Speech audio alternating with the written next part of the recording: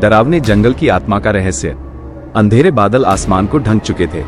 पेड़ों की घनी छाया जंगल में एक भयानक माहौल बना रही थी। हवा में सिर्फ पेड़ों की पत्तियों की सरसराहट और दूर दूर तक फैले सन्नाटे की आवाज ही सुनाई दे रही थी। इस जंगल में एक रहस्य छिपा था, एक ऐसा रहस्य जो सदियों से लोगों को डराता आया था। कहते हैं कि इस जंगल में एक आत्मा रहती है, एक ऐसी आत्मा जो कभी इसी जंगल में रहने वाले एक शिकारी की थी। उसने बेरहमी से कई निर्दोष जानवरों का शिकार किया था। अंत में प्रकृति ने उसका बदला लिया और उसने एक भयानक मौत मरी।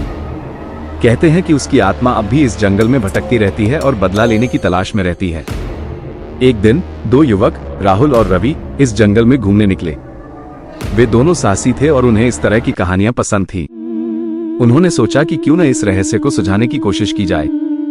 वे जंगल के अंदर गहराई तक बढ़ते चले गए।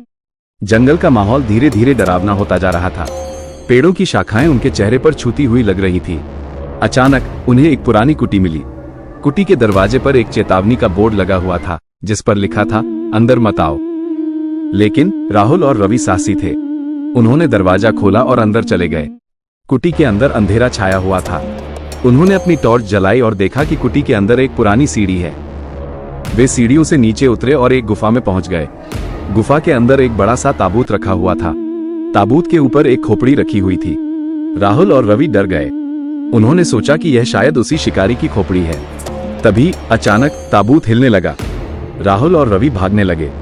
वे गुफा से बाहर निकले और कुटी से बाहर भाग गए। वे जंगल से बाहर निकलकर एक छोटे से गांव में पहुंच गए।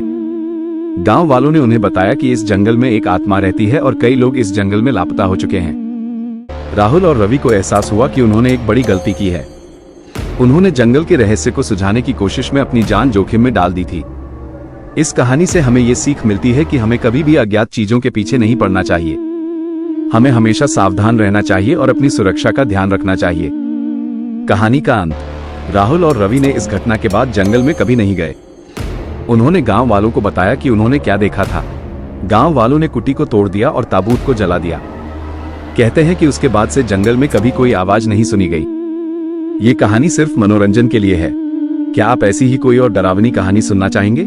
नमस्ते दोस्तों, अगर आपको मेरी वीडियो पसंद आ रही है तो चैनल को सब्सक्राइब करके बेल आइकन जरूर दबा दें।